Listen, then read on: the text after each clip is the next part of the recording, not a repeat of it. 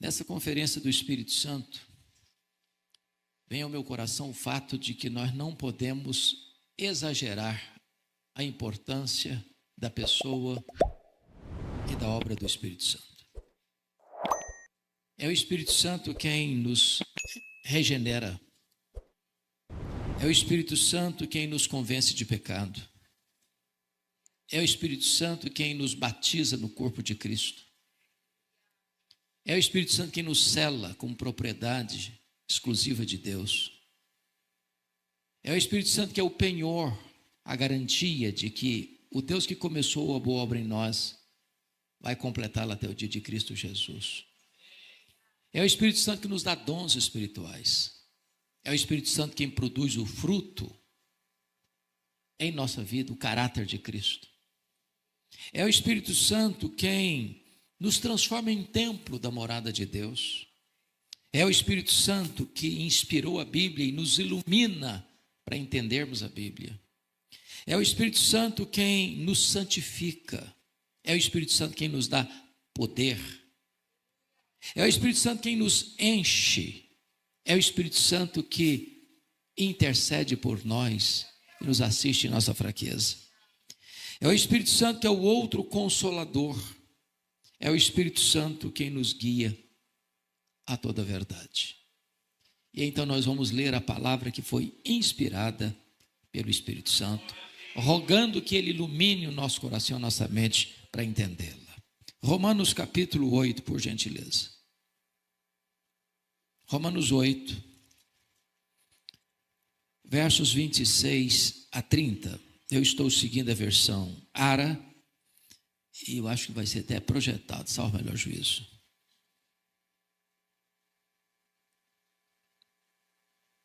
Antes de ler esse texto, todos sabem que Romanos é o grande manifesto cristão. É o Evangelho segundo Paulo. É a obra teológica mais robusta que foi escrita. Talvez o livro mais importante na história da igreja. Foi com a leitura de Romanos que Aurélio Agostinho foi convertido. Foi através da leitura de Romanos que o monge agostiniano Martinho Lutero teve uma experiência com Deus e levantou a bandeira da reforma.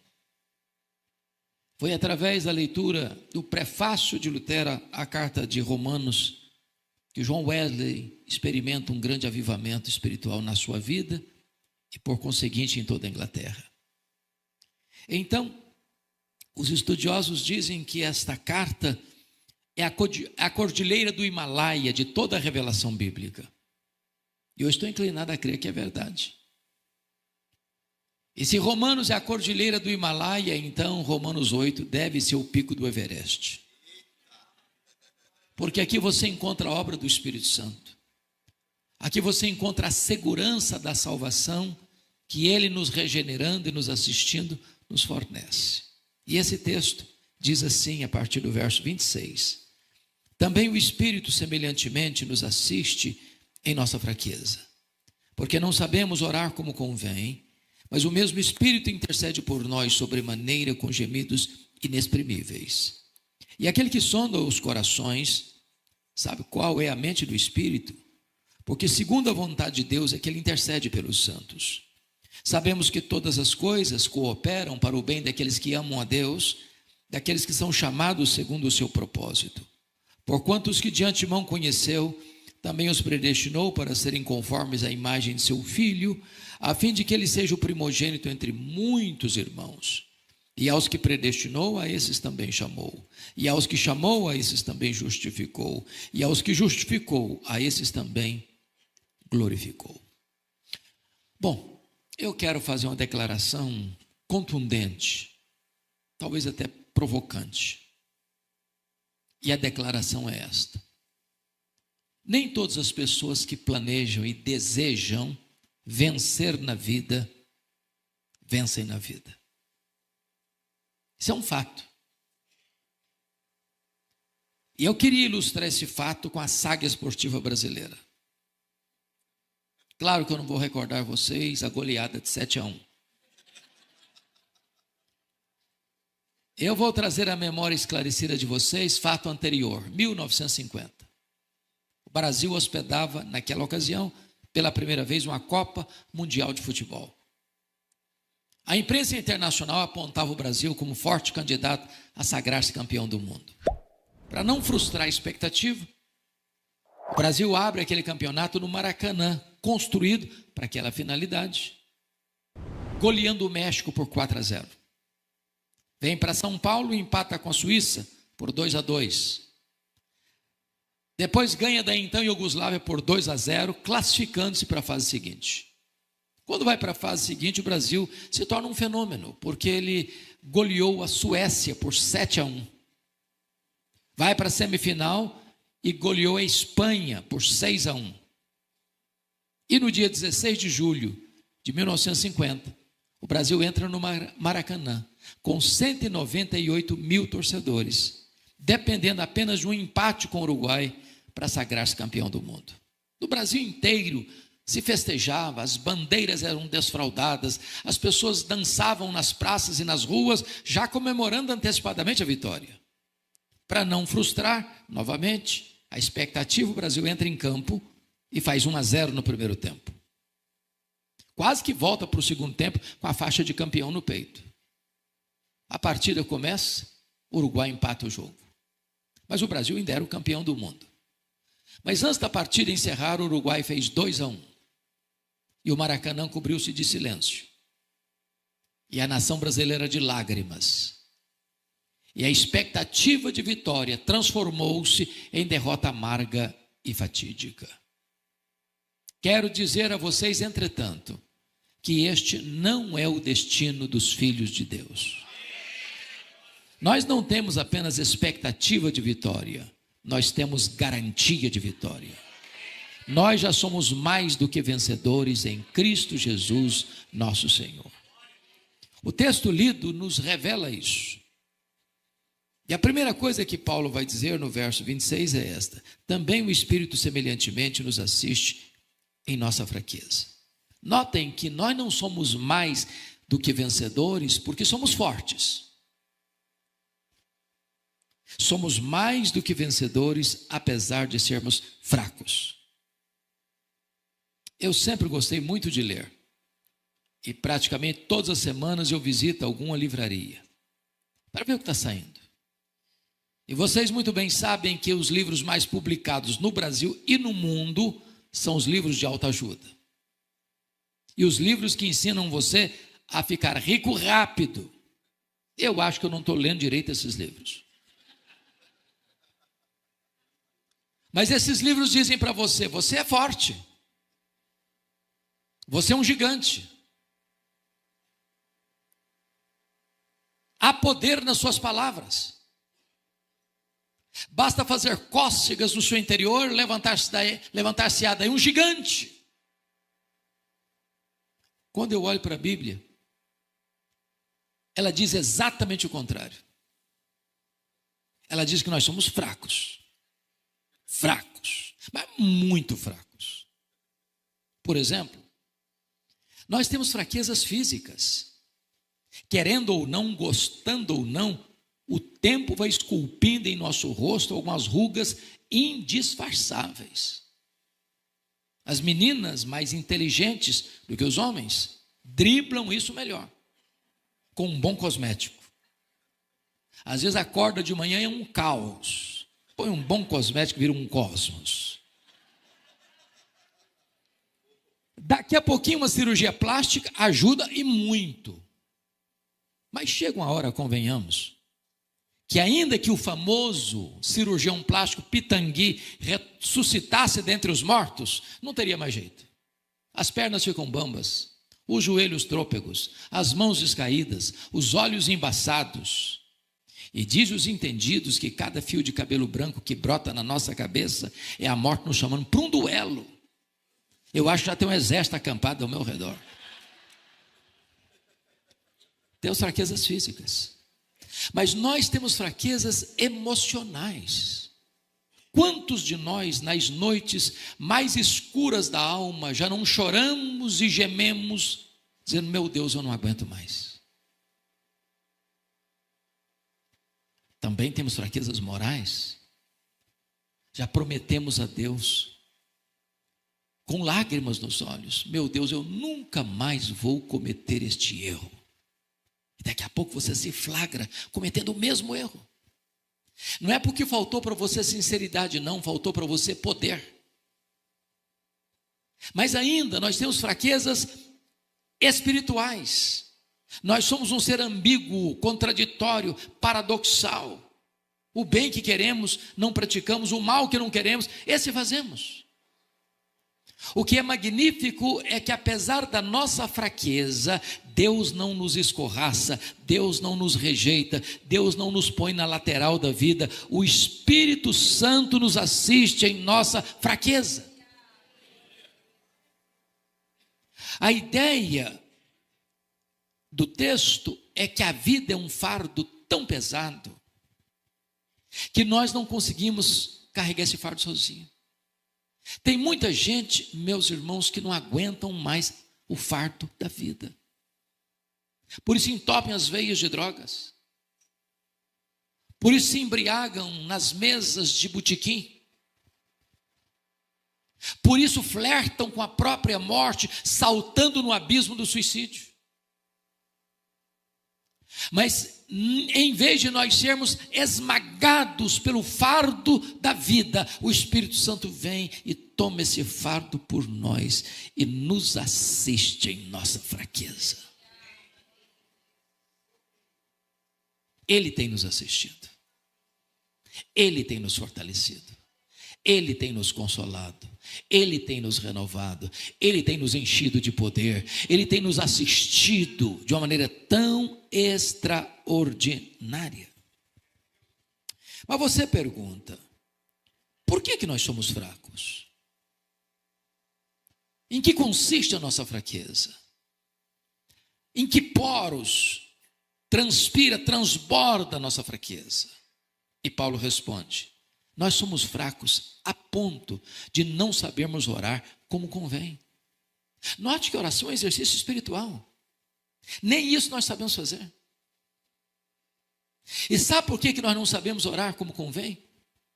Porque nós nem sabemos o que é melhor para nós.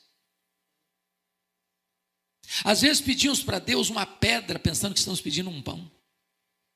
Às vezes pedimos para Deus uma cobra pensando que estamos pedindo um peixe. Às vezes pedimos para Deus um escorpião pensando que estamos pedindo um ovo. Às vezes pedimos para Deus o que vai nos destruir pensando que estamos pedindo aquilo que vai nos dar vida. Deixa eu me dizer, Deus ama tanto você, Deus gosta tanto de você, Deus se importa tanto com você, que Ele não dá o que você quer. Ele dá o que você precisa. Ele dá o melhor. Eu não sei orar como convém. Então, para os rapazes e moças aí, fica calmo, tá? Se Deus bota uma placa com letras vermelhas de neon dizendo não insista não. Deus enxerga na curva. Deus enxerga no escuro. Ele está te livrando. Calma o seu coração. Quando José queria sair do Egito, aliás, da prisão do Egito, ele pediu ao copeiro do faraó para lembrar-se dele. Ele esqueceu. Eu imagino que o José deve ter ficado frustrado e aborrecido. E por que ele não saiu da prisão quando ele queria sair da prisão? Porque se ele fosse sair quando queria, ele seria talvez um bom lavador de pratos no copo do faraó, no palácio do faraó. Mas nesses 2 anos, Deus estava construindo a rampa do palácio para ele sair da prisão e ser governador do Egito. Jesus nos ensinou a orar. E assim nos ensinou: pedi, dar-se-vos-á. Buscai e achareis. Batei e abrir-se-vos-á. Porque todo o que pede, recebe. Todo o que busca, encontra. Todo o que bate, abrir-se-lhe-á. Isso foi o que ele ensinou. Às vezes nós entendemos o contrário. Às vezes nós entendemos assim: todo o que pede, recebe o que pede. Jesus nunca ensinou isso. O que ele ensinou foi: todo o que pede, recebe. Ai de nós, se estivesse escrito: todo o que pede, recebe o que pede. Nenhum pai, nenhuma mãe deixa uma criança pequena brincar com a faca afiada. Ah, mas eu quero brincar com a faca, mas não vou dar, meu filho. Sinto muito. Ah, mas eu vou chorar, pode chorar. Ah, eu vou pegar perraça, pode pegar perraça. Não vou entregar a faca para você. Eu não quero ver você se destruindo. Às vezes nós pegamos pirraça, querendo que Deus, meu filho, eu não vou lhe dar, eu sei o que eu estou fazendo, eu tenho o melhor para você, eu vou dar o que você precisa. Você não sabe orar como convém, você não sabe pedir o melhor para você, então deixe que eu tomo conta da sua vida. É o Espírito Santo que nos assiste em nossa fraqueza. Mas nota em segundo lugar, no versículo 26 ainda, quando Paulo diz assim: mas o mesmo Espírito intercede por nós sobremaneira com gemidos inexprimíveis. E eu acho isso aqui de uma riqueza e de uma profundidade exponencial. Pensem comigo. Você tem o Deus Pai, você tem o Deus Filho, você tem o Deus Espírito Santo. São três pessoas distintas, um único Deus, da mesma essência, da mesma natureza, com os mesmos atributos, realizando as mesmas obras. Então, dentro da Trindade, você tem dois intercessores. Primeiro, você tem um intercessor legal, é o nosso advogado justo. Sempre que chega uma acusação contra você lá no tribunal de Deus, a Bíblia diz: quem os condenará? Ou melhor, quem tentará acusação contra os eleitos de Deus? É Deus que os justifica. Quem os condenará? É Cristo Jesus quem morreu, ou antes quem ressuscitou, o qual está à destra de Deus e também intercede por nós. Sempre que chega uma acusação contra você lá no tribunal de Deus, Jesus se levanta, Ele é o seu advogado, diz: Pai, por esse pecado que ele está sendo acusado, eu morri na cruz. Aquele que crê em mim não deve mais nada, então essa acusação não prevalece diante do teu tribunal. Mas agora, em segundo lugar, nós temos um segundo intercessor, que é o Espírito Santo. Ele é o intercessor existencial. Se Jesus intercede por nós à destra da majestade, o Espírito Santo intercede por nós, em nós, ao Deus que está sobre nós. De que maneira? De três maneiras. Primeiro, Ele intercede por nós com total intensidade, intercede por nós sobremaneira. Se a mesma ênfase de João 3,16, porque Deus amou o mundo de tal maneira. Ora, Ele é Deus, tem os mesmos atributos de Deus, e quando Ele está orando por você, em você, ao Deus que está sobre você, Ele emprega toda a sua força, toda a sua energia, todo o seu poder para orar por você, em você, ao Deus que está sobre você. Segundo lugar, a intercessão do Espírito Santo, ela é agônica, com gemidos inexprimíveis.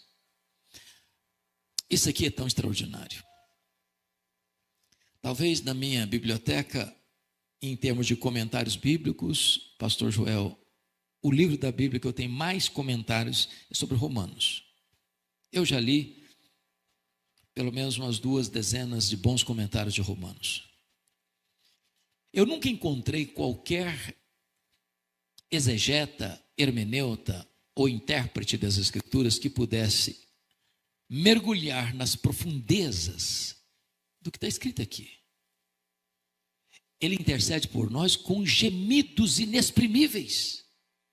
A pergunta é: o que é um gemido?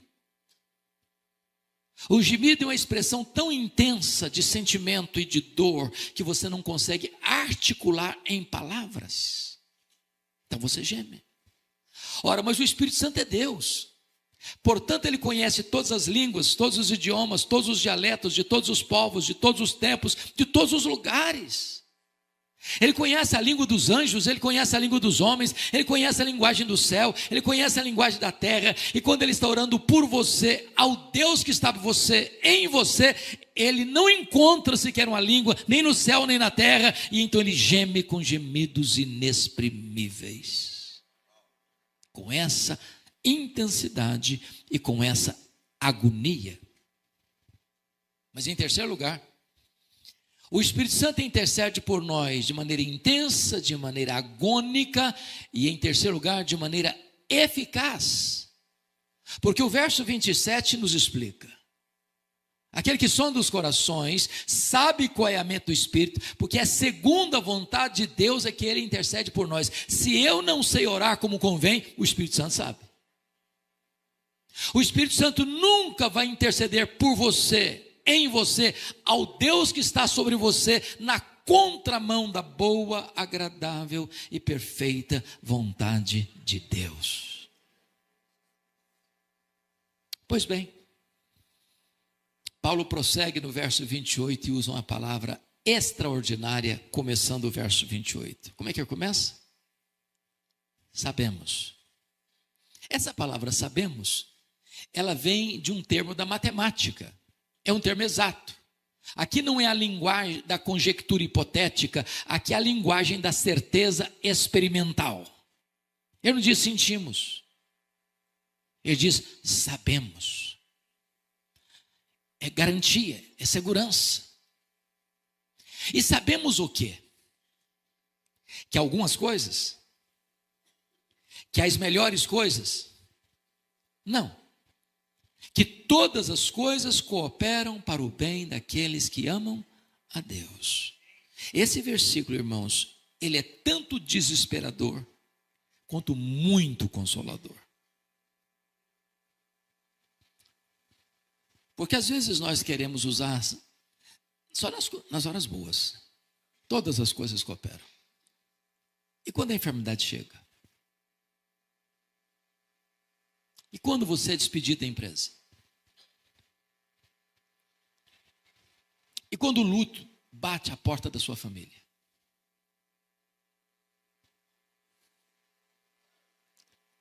Pode ser desesperador. O que Paulo está querendo dizer com isso? Primeiramente, vamos entender o que ele não está dizendo. Paulo não está dizendo que todas as coisas que acontecem com você são coisas boas. Ele não está dizendo isso. Aliás, uma frase de efeito de livro. Por que coisas boas acontecem com pessoas ruins? E por que coisas ruins acontecem com pessoas boas? Eu quero dizer para você que crente enfrenta problema. Crente fica doente. Crente bate carro. Crente enfrenta acidente. Crente chorador do luto. Crente enfrenta até bala perdida na rua. Crente é sequestrado. Então coisas ruins acontecem com gente de Deus. Quem está falando isso é Paulo. Se pensa num cara que atraía tempestade, Paulo era um deles. Por onde Paulo passava, ele enfrentava problema. Era preso aqui, era açoitado ali, batia no cara com varas acolá, enfrentava naufrágio aqui, era acusado acolá. O homem vivia uma luta tremenda e constante. Mas ele diz, sabemos que todas as coisas cooperam para o bem daqueles que amam a Deus. Segundo, Paulo não está dizendo que as coisas se encaixam por si mesmas, como o pastor brincou agora há pouco. Vou dar uma olhadinha no horóscopo para ver se o negócio está bom para o meu lado, se os astros estão a meu favor. Vou dar uma olhadinha que roupa que eu vou usar hoje para ver se o dia melhora para mim. As coisas se encaixam. Não existe esse negócio não. Não existe isso não existe coincidência, não existe azar, não existe sorte, não existe determinismo, não existe olho gordo, não existe macumba para crente. A nossa vida está nas mãos do Deus Todo-Poderoso. A sua vida está guardada, protegida por aquele que tem as rédeas da história em suas mãos. As coisas não se encaixam como que não coincidência, não. Quem está tecendo os fios da sua vida é o tapeceiro divino. Tem hora que tem coisa assim difícil, tem hora que tem cores mais fortes, tem hora que tem cores mais leves. Ao final, isso vai ser um produto maravilhoso. Terceiro, Paulo não está dizendo que todas as coisas cooperam para o bem de todas as pessoas. Quem semeia vento, colhe tempestade. Quem semeia na carne, da carne colhe corrupção.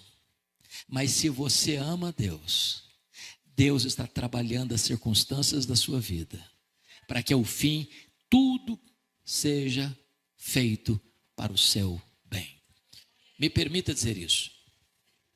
Tem hora que você não consegue entender o que Deus está fazendo. É verdade.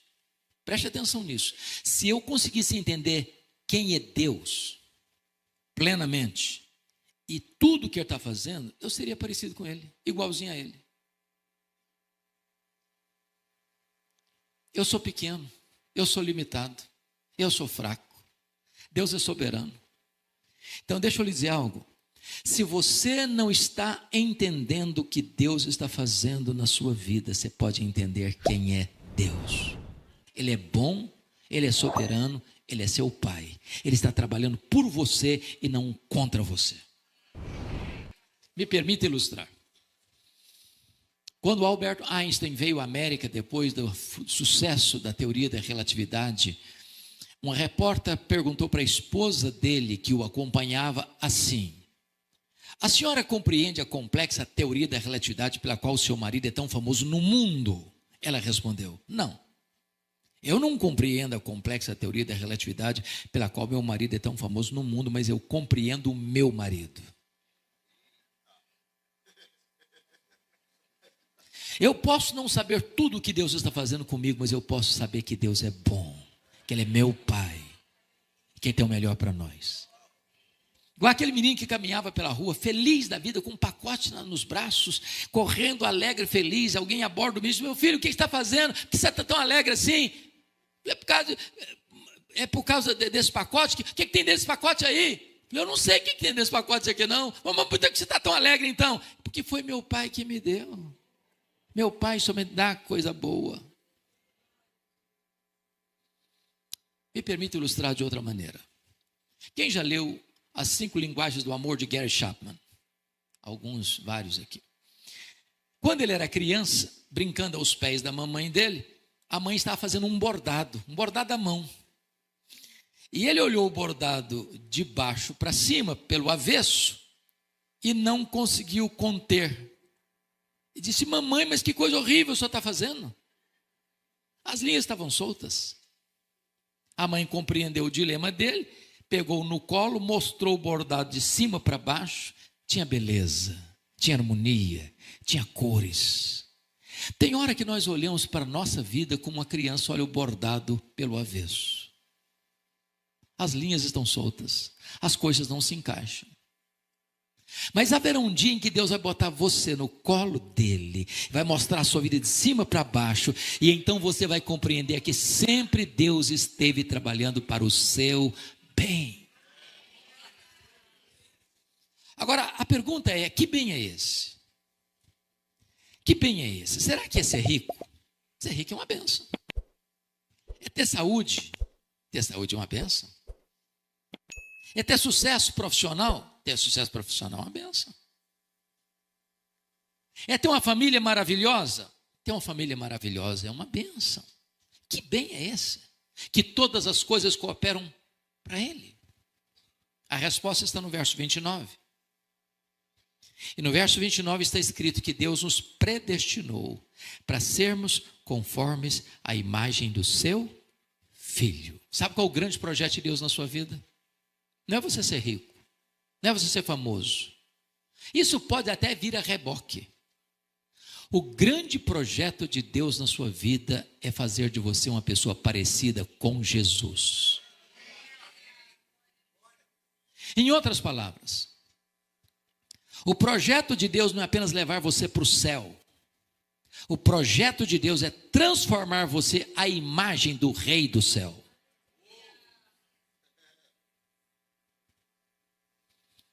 Como isso acontece? O verso 30 responde: aos que Deus predestinou, a esses Deus também chamou. Sabe o que Paulo está dizendo? Que tudo começa com Deus e não com você. Não fui eu quem escolhi a Deus, foi Deus quem me escolheu. Não fui eu quem achou Jesus, ele não estava perdido, perdido estava eu. Foi ele que me achou. Não foi eu que comecei a amar a Deus e então, em resposta ao meu amor por ele, ele passou a me amar. Não. Ele me amou primeiro. O meu amor por ele é um refluxo do fluxo do amor dele por mim. E então Paulo diz assim: aos que Deus predestinou, a esses Deus também chamou. E esse chamado, nas palavras do próprio Jesus, é a voz do pastor. As minhas ovelhas ouvem a minha voz. É a voz do evangelho. É a voz que ecoa desse púlpito domingo após domingo. É a pregação das Escrituras.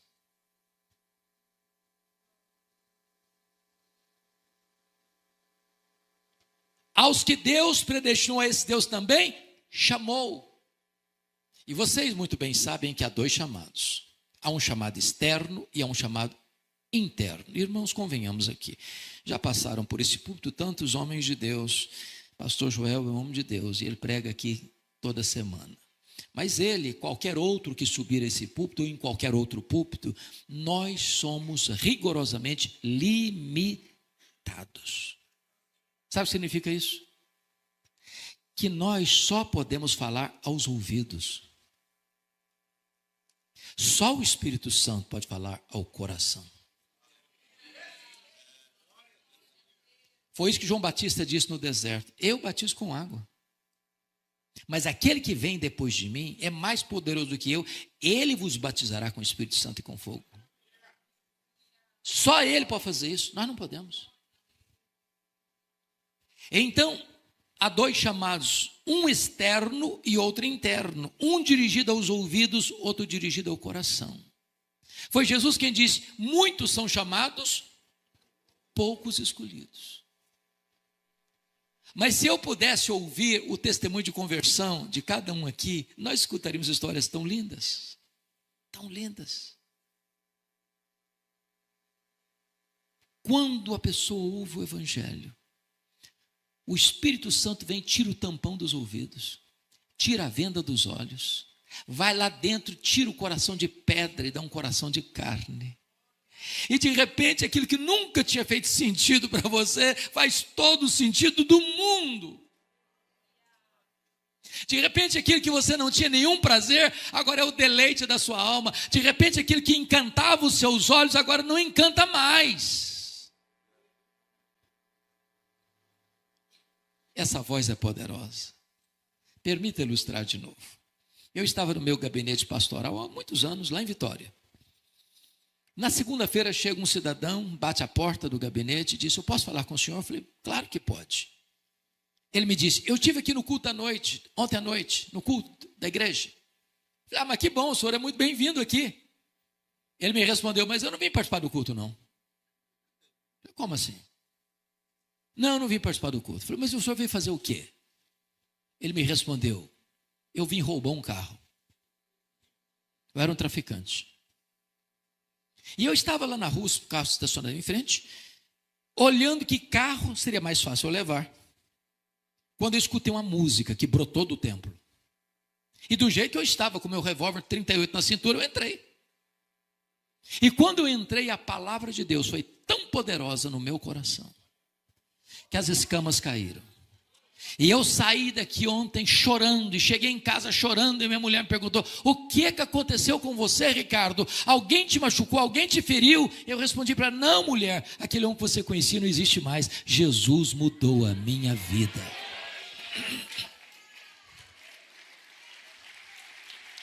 Ele chama.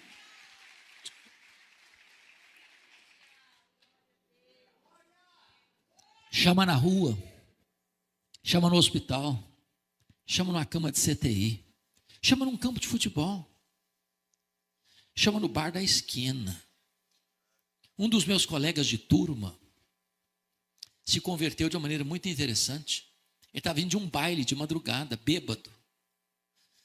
Viu um folheto rasgado, sujo, amarrotado no chão, cheio de poeira. Ele pegou o folheto. Ainda tinha lucidez para ler. E leu o folheto amarrotado e se converteu de madrugada, sozinho no meio da rua, voltando para casa bêbado. Pastor, pregador do evangelho. Então a voz de Deus é poderosa. O que Deus predestinou, a esse Deus também chamou. E prossegue Paulo: e aos que Deus chamou, a esses Deus também justificou. Meus irmãos, aqui está o coração da Bíblia. Eu quero encorajar você em nome de Jesus. Obrigado, Carisma. Estudem, compreendam o que a Bíblia ensina sobre justificação. Irmãos, isso é a essência da Bíblia. Justificação é um ato legal de Deus, não é um processo, como a santificação. É um ato, acontece uma única vez, nunca mais se repete. Não acontece dentro de você, não acontece lá no tribunal de Deus. A justificação não tem graus, significa uma pessoa que acabou de ser regenerada agora está tão justificada quanto um crente de 50 anos de vida piedosa. Então vamos compreender um pouquinho o que é isso. A Bíblia diz que todos pecaram e destituídos estão da glória de Deus. Quantos pecaram? Todos. Quantos estão destituídos da glória de Deus? Todos. Quantos justos existem? Nenhum sequer. Então aqui está todo mundo no mesmo nível.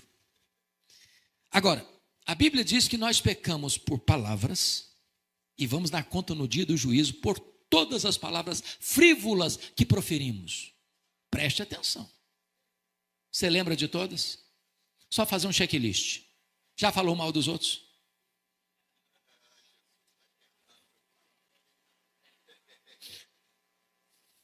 Já contou uma piada? As nossas piadas não são escandalosas não, tá? As nossas piadas são só para dar risada. Já contou uma piada indecente? Já clicou espalhando fake news? Já espalhou boataria? Já mentiu alguma vez? Ah, você não lembra. Está tudo registrado nos anais do tribunal do céu.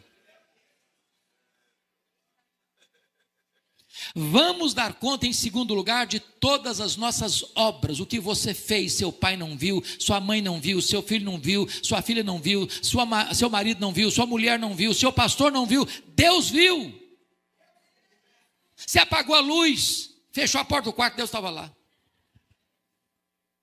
Vamos dar conta no dia do juízo pelas nossas omissões. Se você sabe que deve fazer o bem e não faz, nisso você está pecando.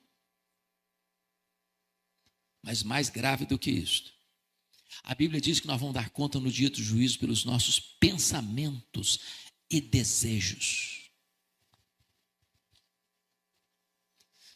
Permita fazer uma digressão rápida. Você sabia que Paulo, em Romanos 7, só chegou à conclusão de que ele era pecador por causa do 10º mandamento da lei? Qual a diferença dos 9 primeiros mandamentos para o 10º? Os 9 primeiros mandamentos do decálogo, da lei de Moisés, todos são objetivos. Qualquer um olha, qualquer um observa, qualquer um percebe, qualquer um julga. Não terás outros deuses, não farás imagem de escultura, não tomarás o nome do Senhor teu Deus em vão, guarda o dia do Senhor, honra teu pai e tua mãe, não matarás, não adulterarás, não furtarás, não dirás falso testemunho. Qualquer pessoa pode olhar, legislar e julgar. Mas o 10º mandamento é: não cobiçarás. Isso é foro íntimo, isso é subjetivo, isso só Deus vê, só o tribunal de Deus tem competência de julgar e julga. Agora, preste atenção. Os entendidos da área, e aqui tem alguns, inclusive o meu amigo Felipe, os psicólogos dizem que passam pela nossa cabeça em torno de 10 mil pensamentos por dia. Tem dia que passa até um pouco mais. Quantos desses pensamentos você teria vergonha de contar para o seu amigo mais próximo? Pense comigo se nesse telão aqui fossem colocados o que nós pensamos a semana passada. Botaria todos nós de cara no chão. Bom, eu acho que a essas alturas, pastor Joel, tem alguém dizendo assim: eu não vim aqui hoje para escutar uma coisa mais light, eu não estou gostando desse negócio.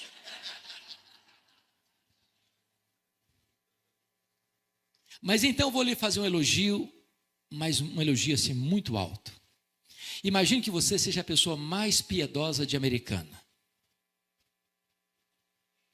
Imagine que você durante um dia inteiro não pecou nem uma vez, nem por palavras, nem por obras, nem por omissão. Imagine que desses 10 mil pensamentos por dia, você teve 9.997 pensamentos bons. Só 3 pecaminosos. Você já seria quase um anjo ambulante. Mas se você tiver só 3 pecados por dia, no final de um mês, quantos pecados você terá? 90. E no final de um ano? Quem fez comum aí? 90 vezes 12. 1.080. Vamos arredondar para 1.000, para melhorar.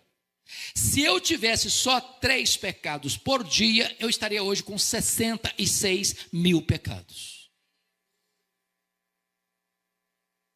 Agora, pense comigo, um réu vai a júri popular, e o advogado de acusação e o promotor provam pelos autos do processo que aquele réu cometeu 66 mil violações da lei. Qual é a condição desse réu? Vai ser condenado.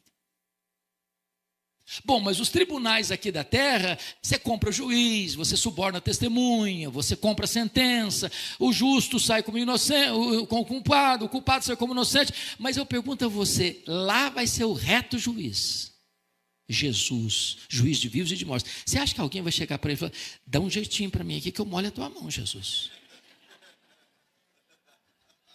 A Bíblia diz que a alma que pecar, essa morrerá, e Deus não terá o culpado por inocente. Mas deixa eu dizer agora uma coisa complicada para você. Você não precisa ter 66 mil pecados para não entrar no céu, não. Se você tiver um único pecado, você não pode entrar no céu. Vou dizer algo mais chocante. Só gente perfeita entra no céu. Sabia disso? Porque está escrito na Bíblia que nada contaminado vai entrar no céu. Se entrar um pecado no céu, o céu não é mais céu. Aí você está chegando a uma conclusão terrível. Se é desse jeito, então eu estou frito. Parabéns, é isso mesmo. É isso mesmo. O que significa isso? Significa que você nunca, jamais pode salvar a você mesmo. É impossível você salvar a você mesmo pelas suas obras, pelos seus méritos, pela sua religiosidade, pelos seus predicados morais. Mas eu tenho uma gloriosa notícia a dar para vocês nesta noite. Aquilo que você e eu não podemos fazer, Deus fez por nós. Deus fez por nós. Ele enviou o seu filho, o seu único filho, como nosso fiador, como nosso representante, como nosso substituto. E diz a Bíblia, quando Jesus estava lá na cruz, Deus o Pai lançou sobre ele a iniquidade de todos nós. Diz 1 de Pedro 2,24 que foi carregando sobre o seu corpo no madeiro os nossos pecados. E diz a Bíblia que aquele que não conheceu o pecado, Deus o fez pecado por nós. O meu pecado, o seu pecado, o nosso pecado foi colocado sobre Jesus. Não havia beleza nele naquele momento. O sol escondeu o rosto dele. O próprio Pai escondeu o rosto dele e o desamparou, porque ele era totalmente pecado. Não seu pecado, o meu pecado, o seu pecado, o nosso pecado, todos sobre ele. Agradou ao Pai moê-lo naquela cruz. A Bíblia diz que ele morreu pelos nossos pecados, segundo as Escrituras. E quando ele estava lá na cruz, a penúltima palavra dele foi esta: está consumado. É a palavra grega tetelestai, está pago. Aquele que crê em mim não tem mais dívida. Sua dívida está quitada. Seu perdão está garantido. A sua salvação está assegurada. Aquele que está em Cristo não tem mais condenação sobre ele. Não apenas você não tem mais dívida no tribunal de Deus, mas a Bíblia diz que aquele que não conheceu o pecado, Deus o fez pecado por nós, para que nele nós fôssemos feitos justiça de Deus. Quando Deus puxa a sua ficha lá no tribunal do céu, não apenas não tem mais dívida, mas tem um depósito, um saldo infinitamente poderoso na sua conta. Toda a justiça de Cristo está na sua conta. Você está justificado. Eu vou encerrar, mas preciso dizer isso ainda. Ensaiaram bem, vocês estão de parabéns. Tem um versículo na Bíblia que é encantador e às vezes a gente passa por ele sem perceber. 1 de João 1,9. Quem me ajuda de cor? Se confessarmos os nossos pecados, Ele é fiel e justo para nos perdoar os pecados e nos purificar de toda injustiça. Entendamos uma coisa: justo não perdoa. Sabia disso? Justo aplica a lei e requer que a justiça seja feita. Eu ilustro. Pense comigo, você está em casa com a sua família e chega um bandido de arma em punho e tira a vida de um membro da sua família na sua presença. A polícia é acionada e apanha o criminoso, leva para a cadeia, ele vai a júri, 7-0 para condenação, 30 anos de cadeia. Eu pergunto a vocês, o juiz, em nome da lei, em nome da justiça, pode dizer para esse criminoso: vai para casa, não tem crime, fique em paz. Ele pode fazer isso em nome da lei e da justiça? Resposta: não. Qual o papel do juiz? Aplicar a lei, exercer a justiça. Por que esse versículo não está escrito assim: Deus é fiel e misericordioso para perdoar os pecados, mas Deus é fiel e justo? Como assim? Como assim? Por que Deus é fiel e justo para perdoar? É porque quando você é justificado pela fé, isso não significa que você não continue mais sendo pecador, porque a glorificação se dará quando Jesus voltar. Aqui ainda nós temos falhas. Mas a palavra confessar no grego aí é a palavra homologel, de onde vem a nossa palavra portuguesa homologar. Quando você vai confessar um pecado, você concorda com Deus que você errou. Diz: meu Deus, eu errei, eu pequei. Aí Deus olha para o sacrifício de Jesus lá na cruz. Diz: esse pecado já foi punido. E eu sou justo para não punir o mesmo pecado 2 vezes. Então, porque eu sou justo, já puni no meu filho, eu não puno em você, eu perdoo você por causa da justiça do meu filho aplicada à sua vida. Portanto, justificação é mais do que perdão. Perdão é um conceito negativo e justificação é um conceito positivo. Ilustro de novo. O que é perdão? Imagine que você deva R$1 milhão ao banco. Você está quebrado, não tem um centavo. Alguém vai lá e deposita na conta R$1 milhão. A sua dívida está o quê? Quitada. Você não deve mais nada. Mas você estava quebrado. Quebrado continua, só não tem mais dívida. Isso é perdão.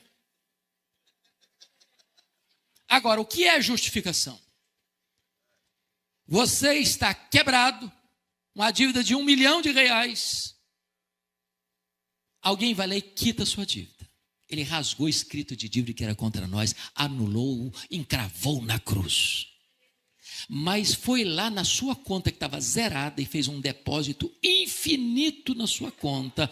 Toda a justiça de Jesus está na sua conta. Isso é justificação.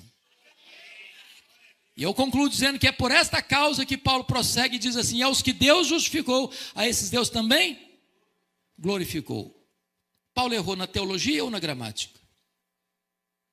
Porque glorificação é um fato futuro e não passado. Nem você nem eu estamos glorificados aqui nessa noite. Correto? Claro. Quando é que vai acontecer a glorificação? Quando Jesus voltar em majestade e glória.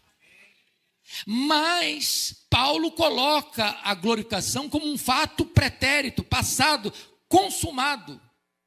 Sabe por quê? Porque esse projeto é um projeto eterno. Deus não usa rascunhos nos seus planos. O plano de Deus não pode ser frustrado. Então você que foi predestinado, chamado, amado, você que foi chamado com santa vocação, você que foi justificado na mente de Deus, nos decretos de Deus, você já está glorificado. Deus é soberano na nossa salvação. Deleitemo-nos nele, exaltemos a ele e vivamos para a glória dele. Que ele nos abençoe. Amém. Irmãos amados, vamos abrir a palavra de Deus no livro do profeta Jonas. Livro do profeta Jonas.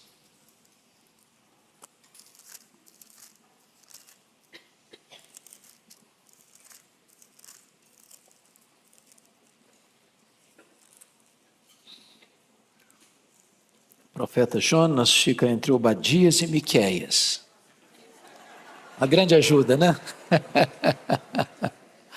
Uma grande ajuda. Profeta Jonas, capítulo 4.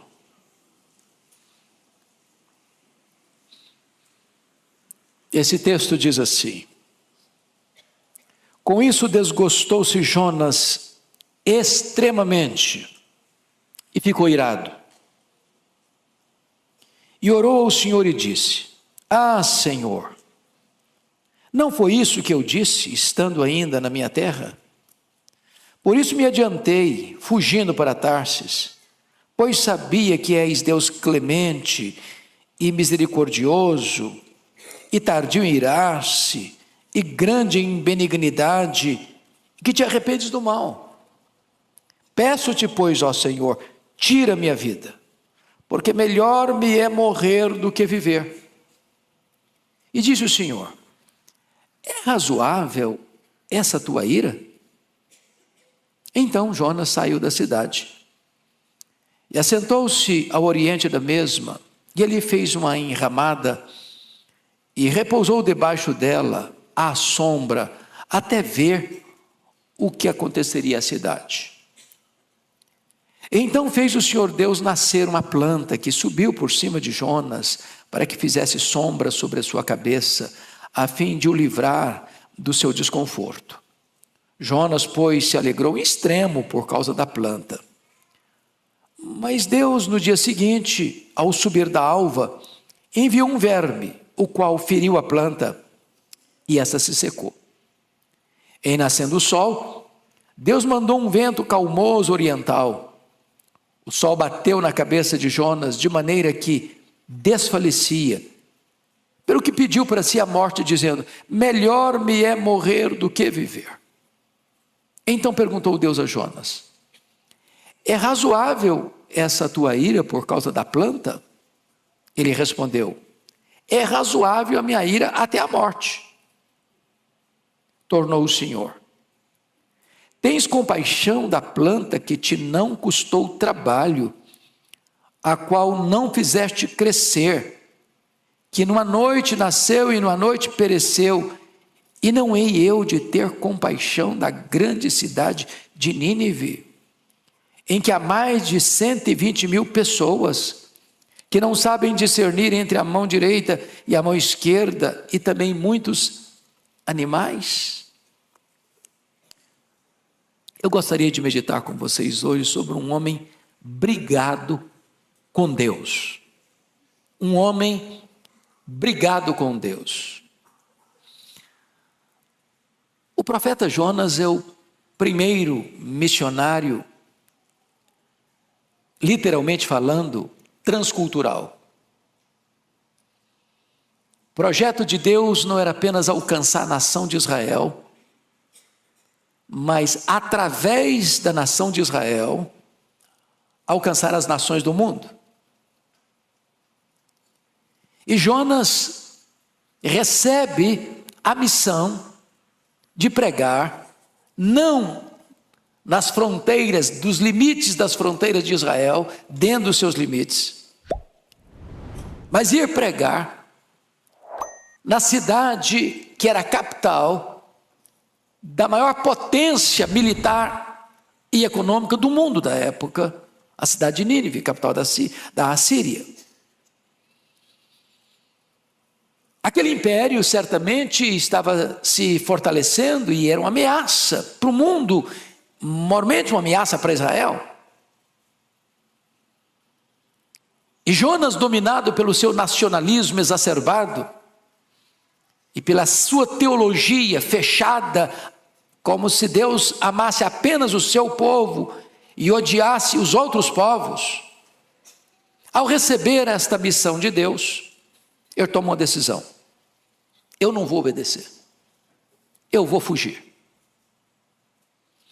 E não obstante saber que Deus é o Criador dos céus, da terra, do mar e de tudo quanto existe, e não obstante saber que ele é servo de Deus e Deus é quem manda, apesar de tudo, ele toma a decisão de fugir, de desobedecer. Mas não dá para entrar numa briga com Deus, numa quebra de braço e prevalecer. Deus manda uma tempestade. E o navio em que Jonas estava, e até dormia no porão do navio, foi severamente atingido pela tempestade.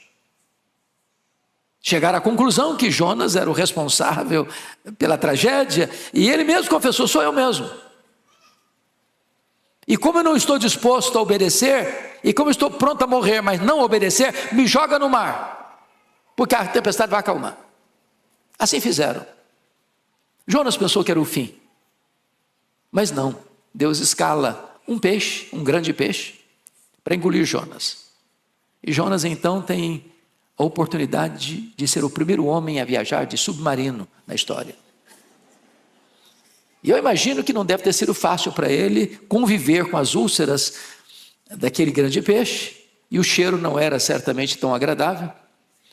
E esse peixe navega da região perto de Jope até a cidade de Nínive e deposita Jonas lá na praia, para não dizer que vomitou Jonas. Um homem em desobediência dá indigestão até em peixe. Um crente na rota de fuga de Deus é motivo de tempestade. E ele chega lá, e diz a Bíblia que ele percorre a cidade e prega com uma mensagem única e curta, não trazendo nenhuma nesga de esperança, apenas palavras de juízo. Dentro de 40 dias, Nínive será subvertida. E eu não tinha nem vergonha, pastor, de repetir o sermão, e repetir o sermão, e repetir o sermão, e tornar a repetir o sermão. Dentro de 40 dias, Nínive será subvertida. E pregou só isso. E esperava que Nínive, de fato, fosse subvertida. Para surpresa dele, do rei às crianças, dos homens às mulheres, dos ricos aos pobres, todos se arrependeram. Todos foram convertidos. E ele ficou muito desgostoso. Muito desgostoso. E então, Deus se aproxima dele e pergunta: é razoável a tua ira? E ele não respondeu nada. Ele foi para o lado oriental da cidade, como que num mirante, talvez, e ficou pensando: dentro de 40 dias, Nínive será subvertida. Ele pensou que Deus podia mudar de ideia, pensou que o povo retrocedesse. E então Deus faz levantar uma planta, trouxe sombra, e ele ficou tão feliz com a sombra. No outro dia Deus mandou um verme, cortou a planta, o sol bateu, calor demais, e ele ficou aborrecido de novo. Porque a planta secou, e Deus disse: é razoável a tua ira? É razoável até a morte. Eu quero morrer, não quero viver não.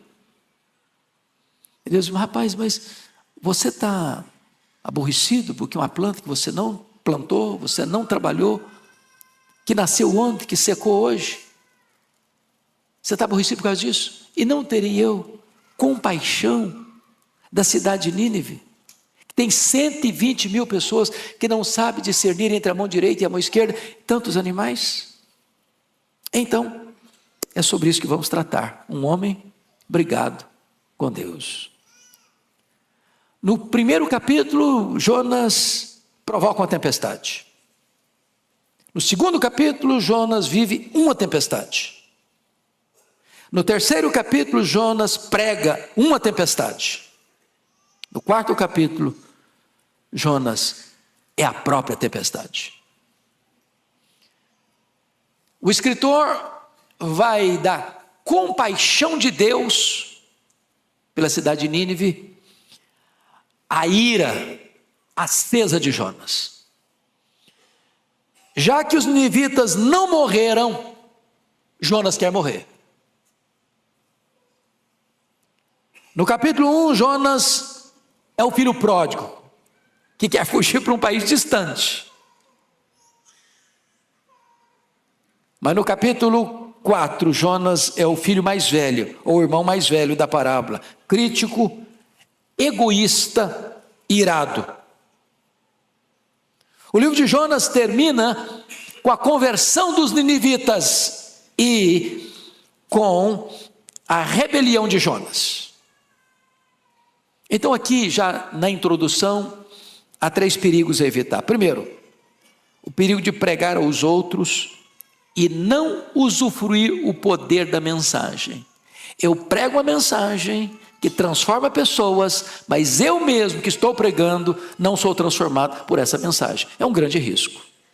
Segundo risco, é o risco de cansar-se na obra e cansar-se da obra. É um obreiro que faz a obra por obrigação, mas não tem prazer nenhum, não tem deleite nenhum em estar fazendo a obra.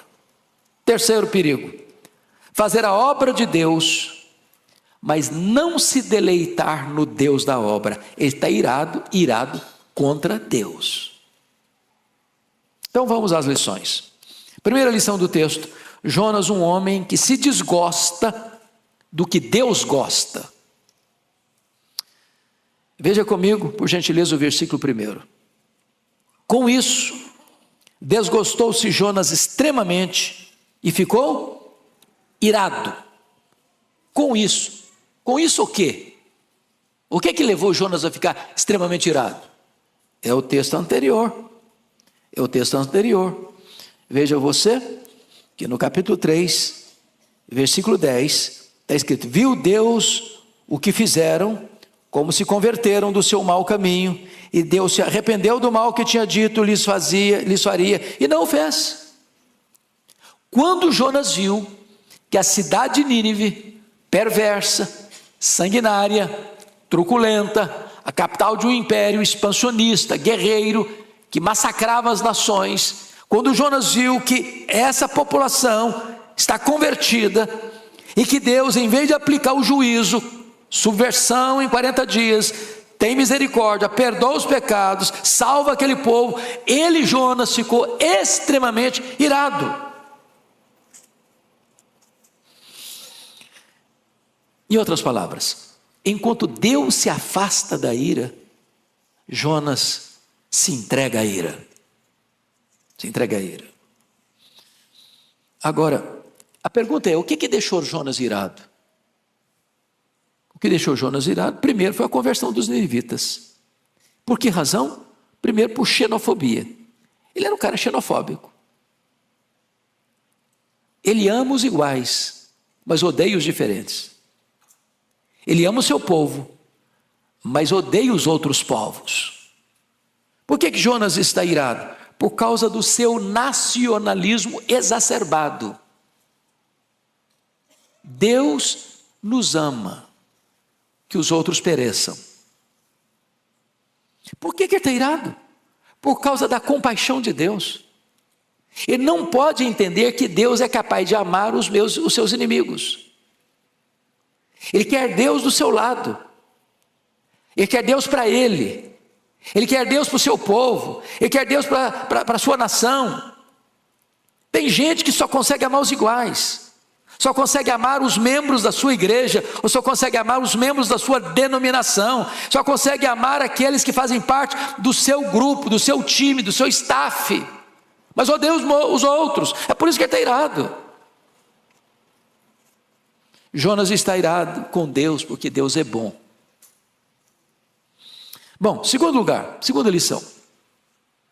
Jonas, um homem que ora, não para buscar a Deus, mas para reclamar de Deus. Vocês se lembram que no capítulo 1, ele não ora. Ele sai da sua terra, ele desce até Jope, ele compra uma passagem, ele entra no navio, ele desce ao porão do navio, ele dorme, ele é acordado, os marinheiros estão desesperados, invocando os seus deuses, perguntam: você não vai invocar o seu Deus? Quem é você? De onde você veio? O que é que você faz na vida? Ele não ora. Lá no ventre do peixe, ele ora, e até fica feliz porque Deus o livra. Mas agora ele está orando não porque ele está buscando socorro para si, não, ele está orando agora para reclamar de Deus. E por que reclama de Deus? Confira comigo, por gentileza, o versículo 2. Leia toda a igreja comigo o verso 2. Vamos ler? E orou ao Senhor e disse: ah, Senhor, não foi isso que eu disse, estando ainda na minha terra? Por isso me adiantei, fugindo para Tarsis, pois sabia que és Deus clemente e misericordioso, e tardio em irar-se, e grande em benignidade, e te arrependes do mal. Nós gostamos demais desse versículo quando isso é endereçado a nós, mas ficamos muito aborrecidos, como Jonas, quando Deus resolve ser tudo isso aqui para aqueles que nós achamos que são os nossos inimigos. Deixa eu dizer uma coisa para você: Deus é capaz de amar gente que você não gosta.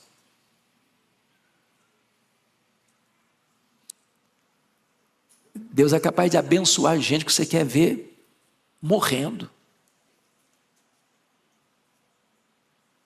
Isso desgostou muito Jonas. Ele elenca aqui 5 motivos para estar irado com Deus: a clemência de Deus, a misericórdia de Deus, Deus ser tardio em irar-se, Deus ser grande em benignidade e Deus se arrepender do mal. Só para explicar uma coisa aqui: quando a Bíblia diz Deus se arrepender do mal, não é que o arrependimento de Deus é igual ao nosso, não. Deus não se arrepende porque cometeu um erro e agora quer reparar o erro, está arrependido. Não. A linguagem é antropopática, em outras palavras, é atribuir a Deus um sentimento humano. Então, por exemplo, Deus diz: dentro de 40 dias Nínive será subvertida. Se Nínive não se arrependesse, dentro de 40 dias Nínive seria subvertida. Mas uma vez que Nínive se arrependeu, o juízo que seria derramado sobre ela não é derramado mais, é suspenso. Por quê? Porque o arrependimento agora veio. Então essa mudança de não aplicar o juízo e oferecer misericórdia, a Bíblia usa esse termo de arrependimento de Deus. Deus está chamando você ao arrependimento. Se não tiver arrependimento, tem juízo. Mas se houver arrependimento, o juízo não vem. Vem a misericórdia, vem a graça, vem o perdão, vem a salvação de Deus. Terceiro ponto: Jonas, um homem que quer morrer, porque os outros querem viver. Confira o verso 3 comigo, vamos juntos, toda a igreja. Peço-te, pois, ó Senhor, tira minha vida, porque melhor me é morrer do que viver. Olha que coisa interessante. Os ninivitas, todos, ouvem a mensagem, atendem a mensagem, não querem morrer, querem viver. E aí o Jonas quer morrer, porque os outros querem viver. O que eu acho tão curioso é que Jonas está triste por aquilo que alegra o coração de Deus. A Bíblia diz que Deus não tem prazer na morte do ímpio, mas em que ele se converta e viva. Esse é o prazer de Deus. A Bíblia diz mais que há júbilo diante dos anjos de Deus lá no céu por um pecador que se arrepende. Aqui tem uma cidade inteira convertida, 120 mil pessoas. Isso alegra o coração de Deus. Isso traz festa diante dos anjos de Deus lá no céu. E o pregador está triste, aborrecido. Enquanto o profeta Elias queria morrer, porque achou que ninguém estava ouvindo a sua mensagem, o Jonas quer morrer, porque todos ouviram a sua mensagem. Aliás, é tão curioso isso, irmãos, porque não consta a história de nenhum pregador que tivesse o sucesso de Jonas. Nenhum pregador.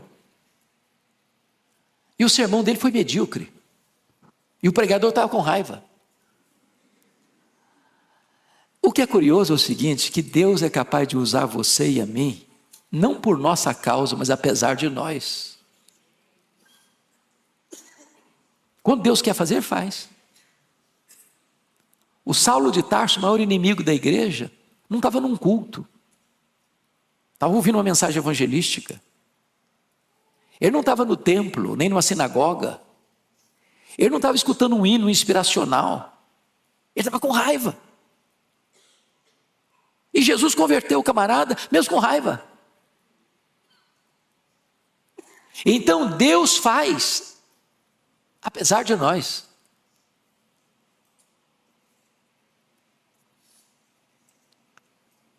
Quais são as razões pelas quais Jonas está querendo morrer? Primeiramente, eu acho que ele está querendo morrer por causa da sua própria reputação. Porque na convicção dele era essa: dentro de 40 dias Nínive será subvertida. Qual era o sucesso de Jonas? Dentro de 40 dias Nínive perecer como Sodoma e Gomorra pereceram. Aí era o sucesso dele. Aí ele é o cara de palavra. O que ele fala acontece. Não brinca comigo não, porque se eu abrir a boca, a coisa vai acontecer. Aí de repente ele está desacreditado. A graça de Deus é maior que o pecado. Nínive se converte e ele fica muito aborrecido. Onde fica a minha reputação? Não aconteceu, nenhuma pessoa pereceu. Ele está irado por causa do seu nacionalismo idolátrico. Seu amor por Israel era maior do que seu amor pelo próprio Deus. Quarta lição do texto. Jonas, um homem que não muda, mas espera que Deus mude. Olha comigo, por favor, o versículo 4 e 5. Leia comigo, por gentileza, 4 e 5. E disse o Senhor: é razoável essa tua ira? Então Jonas saiu da cidade e assentou-se ao oriente da mesma, e ali fez uma enramada e repousou debaixo dela, à sombra, até ver o que aconteceria à cidade. Veja você que Deus confronta o Jonas. É razoável essa ira sua, porque eu sou bom? É razoável? Ele não respondeu. Ele se calou. Ele saiu, foi para o lado do oriente. Eu fico imaginando um mirante que dava para olhar para a cidade. Todo dia ele pensa: vai acontecer, vai acontecer, vai acontecer. Essa cidade vai pegar fogo, vai pegar fogo, vai pegar fogo e vai pegar fogo.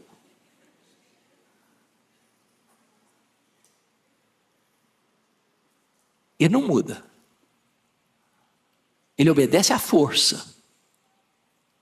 Ele não muda, mas espera: Deus vai mudar. Daqui a pouquinho Deus muda. Daqui a pouquinho vem chumbo grosso.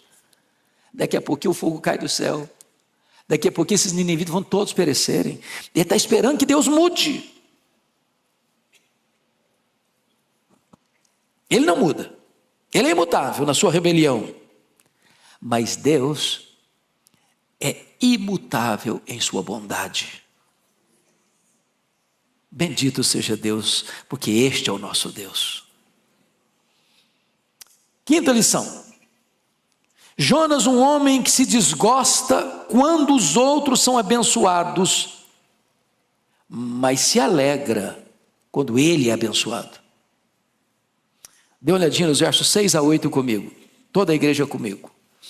Então fez o Senhor Deus nascer uma planta, que subiu por cima de Jonas, para que fizesse sombra sobre a sua cabeça, a fim de livrar do seu desconforto. Jonas, pois, se alegrou em extremo por causa da planta. Mas Deus, no dia seguinte, ao subir da alva, enviou um verme, o qual feriu a planta, e essa se secou. Em nascendo o sol, Deus mandou um vento calmoso oriental. O sol bateu na cabeça de Jonas de maneira que desfalecia, pelo que pediu para si a morte, dizendo: melhor me é morrer do que viver. Bom, qual foi a única vez no texto que Jonas está alegre? Quando ele é abençoado. Quando vê um conforto no calor escaldante. Uma planta que misteriosamente nasceu, cresceu num dia só. Isso já tem um milagre de Deus aí. E Deus está agindo interessantemente no texto o tempo todo. É Deus que está agindo, é Deus quem chama Jonas, é Deus que envia a tempestade, é Deus que envia o grande peixe, é Deus que faz a planta crescer, é Deus que envia o verme para cortar a planta. Deus está agindo o tempo todo. E o Jonas está entendendo que isso é uma bênção para ele, porque eu vou aguardar se dá pega fogo na sombra. O outro vai arder, eu estou com ar refrigerado.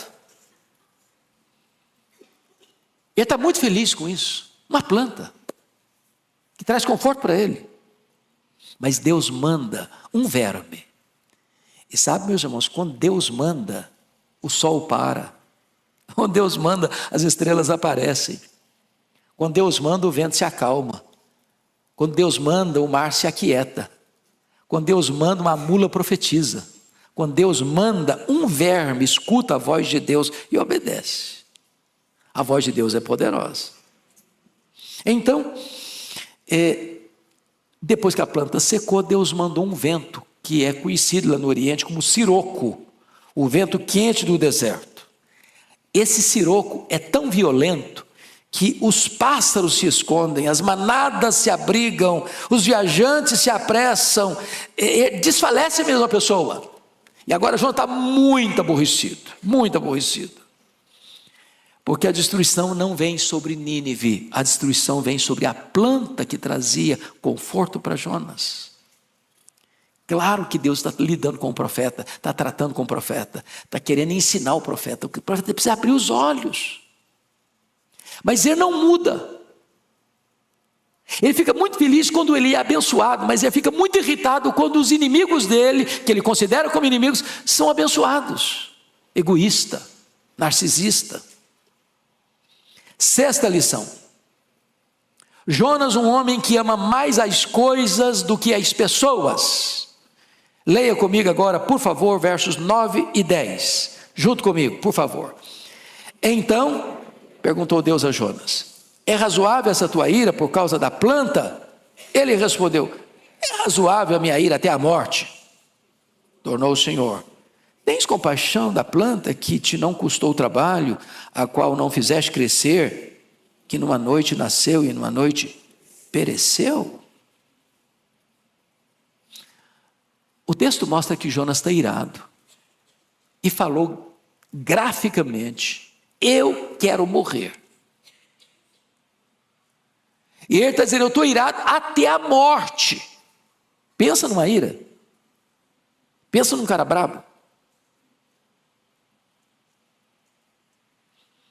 Ele está não só querendo morrer, não, ele está querendo morrer irado.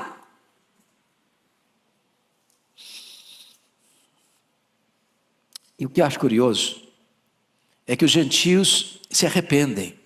Os marinheiros, os ninivitas, Jonas se endurece. Jonas dá mais valor a coisas do que a pessoas.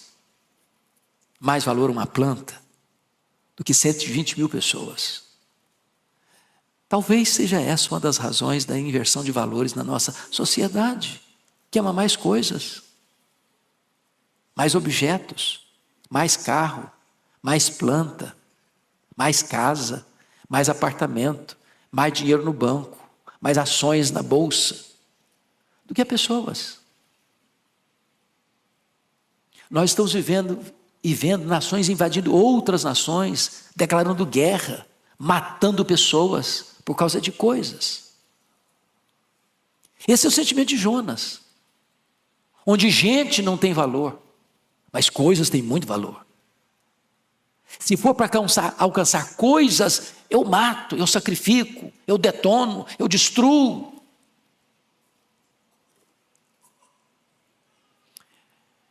Você precisa amar o que Deus ama.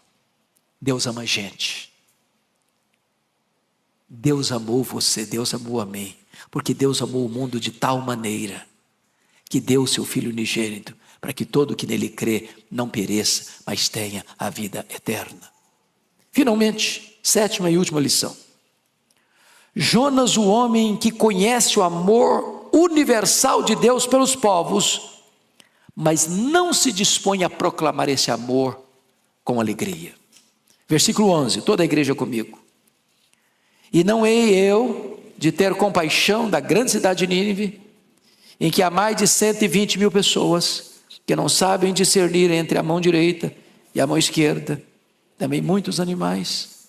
Alguns estudiosos querem pensar que os 120 mil eram apenas de crianças, mas a maioria dos comentaristas bíblicos entendem que não, que era uma cidade de mais de 120 mil habitantes, onde a depravação moral, a violência, o pecado, a iniquidade, roubou de tal maneira o discernimento moral e espiritual do povo, que eles não sabiam discernir entre a mão direita e a mão esquerda. E Deus revela o seu amor por essa cidade. É impressionante isso. Deus amar gente tão má. Deus amar gente tão iníqua. Deus amar gente tão violenta. Deus amar gente que merecia perecer. E Deus já tinha dito, clama, porque os pecados da cidade subiram até mim aos céus. O pecado de São Paulo chega diante de Deus no céu.